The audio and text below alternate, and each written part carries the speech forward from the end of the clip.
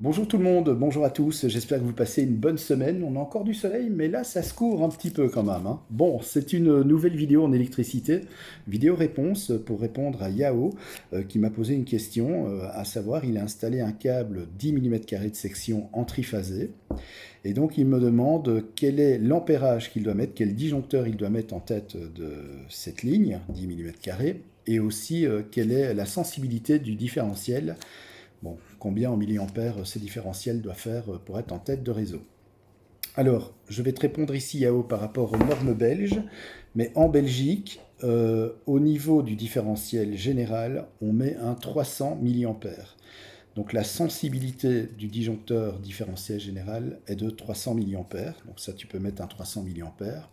Et par rapport à la section de ton câble qui est un 10 mm, tu peux monter jusqu'à 40 ampères au niveau de ton disjoncteur de protection. 40 ampères maximum.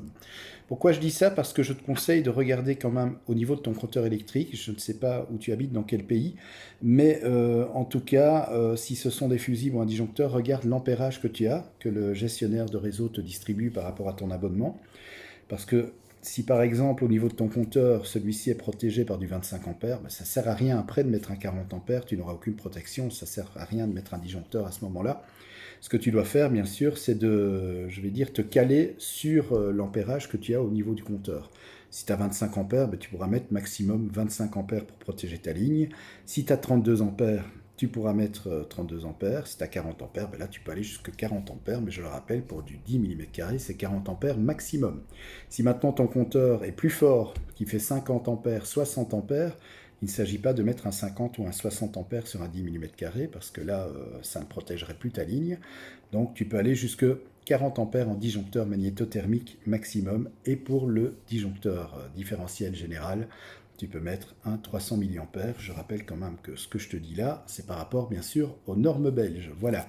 J'espère en tout cas que j'ai pu répondre à ta question. Merci en tout cas de me l'avoir posée. Merci aussi à vous tous pour les soutiens que vous m'apportez et puis pour toutes les questions aussi que vous me posez. À très bientôt pour une nouvelle vidéo en électricité. Il y en a encore une qui va arriver parce que je dois encore répondre à une autre personne.